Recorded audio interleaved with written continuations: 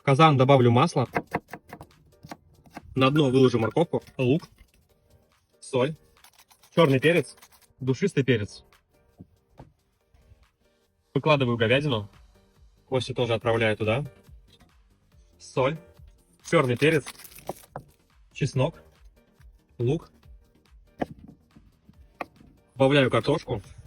Еще добавляю чеснока, острый перчик, перец горошком, соль.